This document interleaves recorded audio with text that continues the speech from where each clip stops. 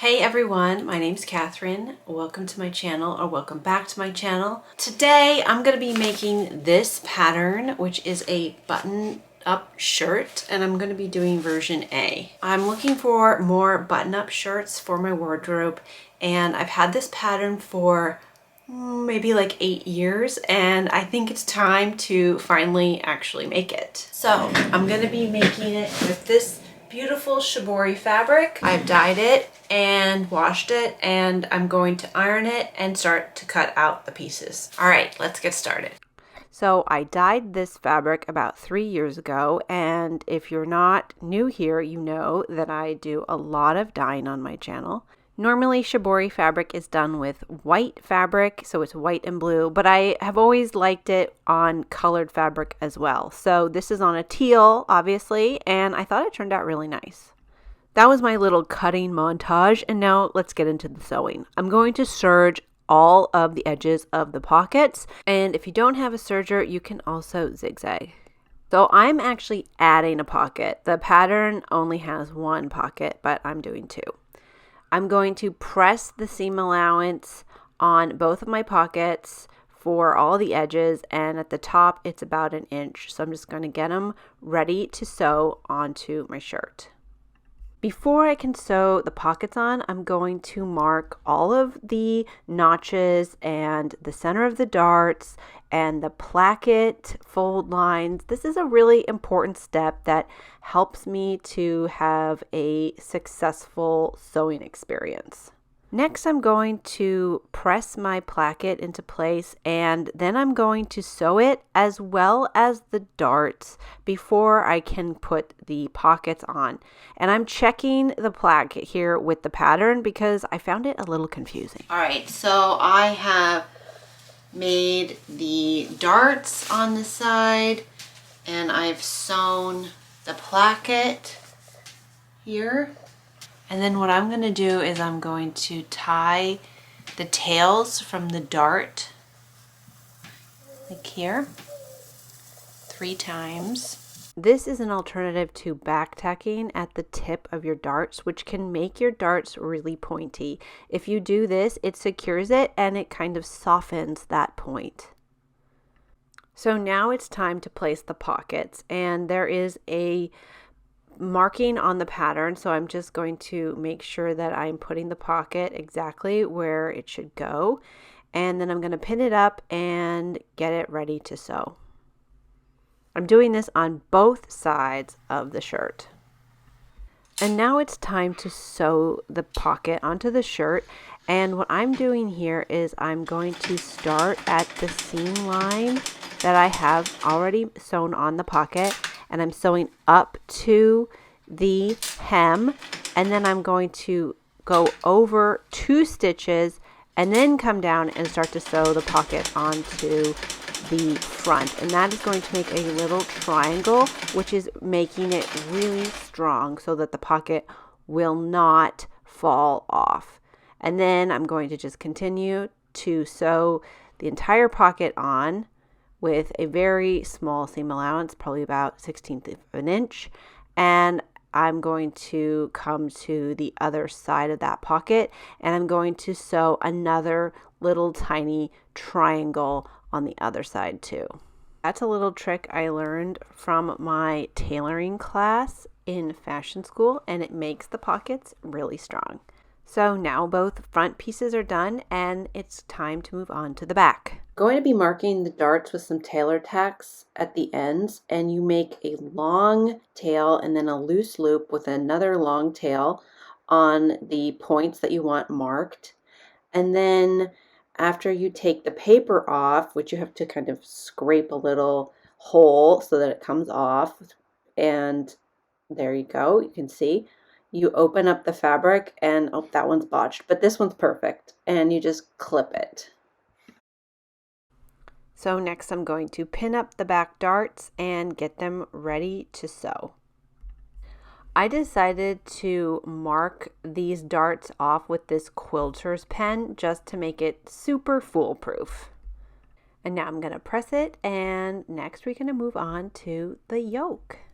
So this pattern actually has two pieces for the yoke, one on the outside and one on the inside. So first I sewed the one on the outside, and then I'm going to sort of sandwich it, and then the back piece is going to be in between those two yokes. So here it is, all done, and I'm going to press those shoulder seams so that I can have it cover up those shoulder seams once I attach the front pieces onto it. If you guys are enjoying this video, be sure to give it a big thumbs up. It does wonders for my videos, and I've been really working on trying to get some more sewing videos on my channel. I don't know if you've watched any of my other videos, but I have a lot of dyeing videos, and I have just been really wanting to do more sewing. I love to do sewing, and I have so much fabric that I've dyed that I have all these visions for, and I need a new few pieces in my wardrobe because I've just become a new mom and I'm trying to kind of redefine my style. So this is the perfect opportunity for me to do some sewing projects. And I hope that you guys are enjoying them as much as I am having fun making these projects. A couple weeks back, I made another oversized shirt pattern from Burda, and it turned out really cute. So if you're looking for more button down type of shirts or button up shirts, I think button down is actually when you are buttoning the collar down, so it's kind of more formal. So button up shirts, be sure to check out that video as well. I'll link it down in the description for you guys and also at the end of this video. So now I'm working on the collar. I've sewn the collar together, and now I'm going to sandwich it with the collar stands, one with interfacing and one without it. So now it's all pinned up and it's ready to be sewn. After I've sewn it, I'm going to trim it and just get that seam allowance as not bulky as possible. And then I'm going to clip it and turn it right side out. Then it's ready to attach to the neckline of the shirt. Whenever I'm pinning anything like this, I like to start by pinning the ends first and then pinning the middle and then filling in more pins in the gaps. That way you don't get any puckering. After it's sewn on, I'm going to just iron it and press that seam allowance so that the whole thing looks perfect. I sewed the collar stand on, and now I'm going to sew up the side seams. And then next I'm going to pin together the side seams of the body of the shirt. All right, so now let's try it on the form and just make sure it's looking okay. I serged the side seams and the bottom hem so I can hem it next. That's what the instructions say. But I just want to see how it's looking. It's looking good. Okay, so I have folded the hem and just ironed it. I'm not going to actually pin it because I'm just being lazy, but it's all ironed. All right, so this is like a little bit confusing. I need to cut this line, and then, so I cut it all the way up here and then diagonal like that, I think.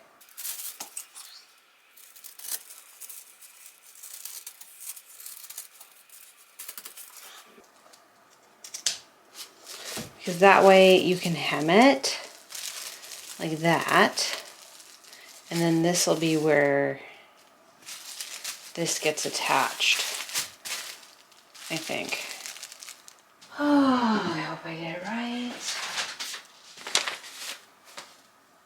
Okay, well, I did it wrong.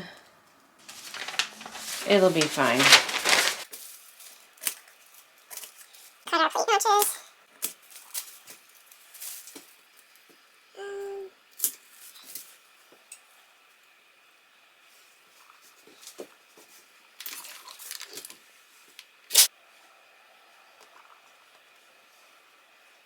Okay, so I put interfacing on both sides, which is wrong. So I recut out the sleeve placket and I'm going to redo it. Okay, so this whole sleeve thing was kind of a little bit of a drama, and this is a confusing part of the patterns. But I just recut the plackets and then I was able to figure it out. And once I got the interface fused on, I just drew where I was going to be sewing. And that really helped me to visualize it. And then I cut out a little notch right where the seam was going to go for it to be sewn onto the shirt. I feel like the Burda style instructions are always a little bit vague. So that is one of the reasons why I'm making these videos, so that if anyone has any questions, they can learn from my mistakes and hopefully they can just do it one time. So basically, when it comes to the plackets going onto the sleeves, I am going to attach it to the raw edge where I have just cut it. And then I'm going to fold that inside of the outer part of the placket and just top stitch it so it's a nice clean edge. I'm going to put this inside.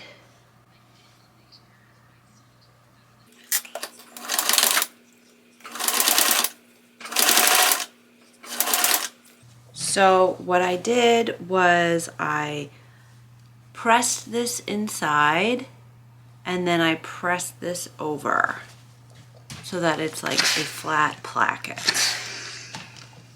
Here is what it looks like when it's done, and I know that was really confusing, but I hope it helped. So then the next thing on the sleeves is to pin up the pleats and just baste them. And next I'm going to prep the cuffs by putting the interfacing onto them. Okay, I'm going to pin up the sleeve seams here.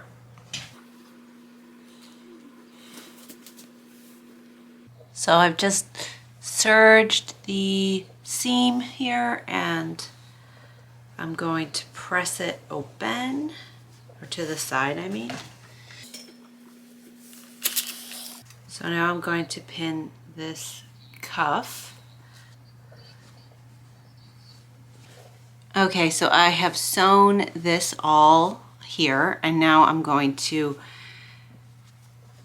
sew on the edges of the cuff. And I'm leaving some space so that I can fold this under and top stitch this once I've done this. Okay, so I clipped the corners here of the cuffs and now I'm going to turn them right side out. Beautiful. And I did less than a 5/8 inch seam allowance on this part. It just, I don't know. I just made it work. All right, so I'm going to sew this probably by hand and then the cuffs will be done. And now it's time to set the sleeves, the worst part of any sewing project.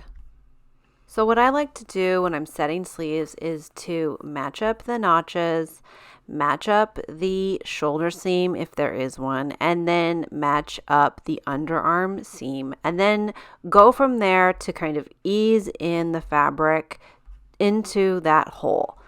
It's always just kind of a painful thing to do. It takes a long time and a lot of pins, but if you go slow and you just sort of work in the gaps of fabric, usually it fits fine.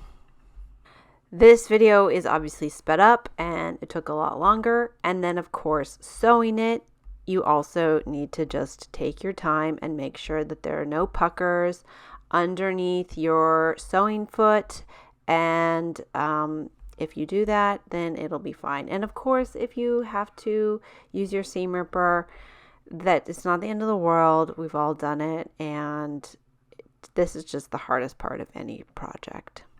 So now I'm going to mark the buttonholes. So I live close to New York City, and you can go into the city and get your buttonholes put in professionally. All you have to do is mark where you want them. And this is such an amazing service, and I love getting them done professionally because no matter how many times I try to make my own buttonholes, they never really turn out as well as they do when I go and get them done. So I'm just marking them here, and then I'm going to head to the city. Okay, so I'm gonna go into a button store and look for some buttons that I like to go on my shirt because I don't have a plan yet. So this place is called Pacific Trimming, and it has literally everything you could ever imagine for sewing and crafting projects. They have a ton of different kinds of buttons and trims and everything. So if you're ever in the garment center, I definitely recommend checking it out. They also had a whole wall of Rit dyes, and I'm not like a huge fan of Rit dye, but I decided to buy some for a future project. So after browsing the entire button section for a while, I settled on these brown tortoise shell ones, and I got enough for the placket and the sleeves. After I bought the buttons, I went down the street to Jonathan's Embroidery, which is also in the garment center, where they make the buttonholes. And it's important to know the size of your buttons before you get the buttonholes made. This place makes your buttonholes really quickly, and it's very inexpensive. You can see they have really nice machinery here where they just make your buttonholes as you wait. All right, so I have my buttonholes put in, and now I need to add my buttons. I'm just going to line up my collar here, and then I'm going to mark inside these buttonholes. Look at the beautiful buttonholes that they made. Love going to get them done. I hate making buttonholes. So I'm going to add the buttons now. Okay, you guys, are you ready for the final reveal? It's done, and I'm wearing it.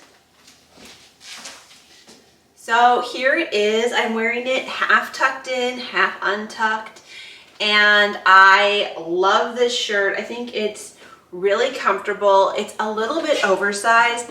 I probably could have gone down in sizing, but I was making this postpartum, so my size has been changing a lot. I really love this fabric. I'm so glad I got a chance to use it. I dyed it by hand years ago, and I've been waiting for the perfect thing to make.